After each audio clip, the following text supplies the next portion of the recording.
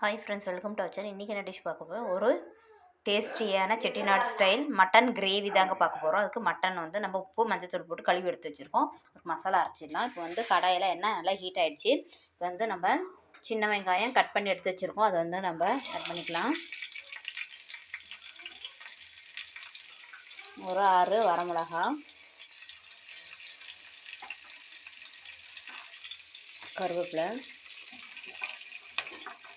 ஒரு 3 முந்திரி பருப்பு, பட்டை, ஒரு 4 லவங்கம், சோம்பு, இதில் சீரகம், மிளகு, வரமல்லி ஆட் பண்ணியிருக்கோம். நல்லா ட்ரை ரோஸ்ட் பண்ணுறோம், வறுத்து எடுத்துடலாம்.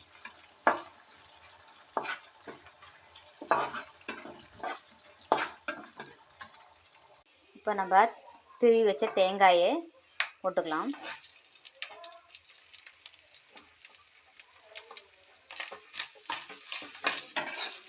ரொம்ப வறுக்க வேணாம், சும்மா அந்த தேங்காயில் இருக்க ஈரப்பதம் போனால் போதும்.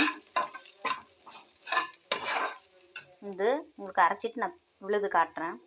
இப்போ வந்து நம்ம கொஞ்சமாக கசகசா ஆட் பண்ணிக்கலாம்.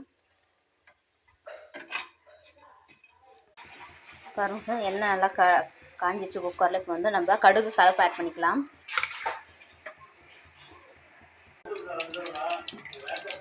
சின்ன வெங்காயம் ஆட் பண்ணிக்கலாம். கருவேப்பிலை, இப்போ மட்டன் ஆட் பண்ணிக்கலாம். தேவையான கல்லுப்பு ஆட் பண்ணிக்கலாம். தேவையான விளக்கெண்ணெய் ஆட் பண்ணிக்கலாங்க. இப்போ ஒரு 1/4 டீஸ்பூன் மிளகாய்த்தூள், 1 ஸ்பூன் வந்து கறி மசாலா தூள் ஆட் பண்ணிக்கலாங்க. Ginger garlic paste 1 spoon add பண்ணிக்கலாங்க.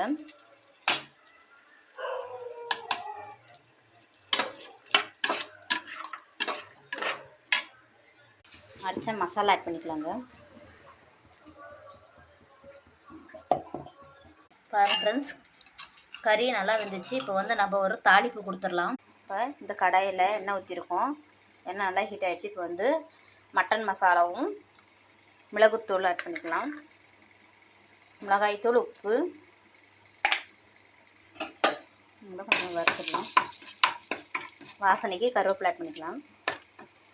இப்போ நம்ம குழம்பு ஊற்றிடலாங்க.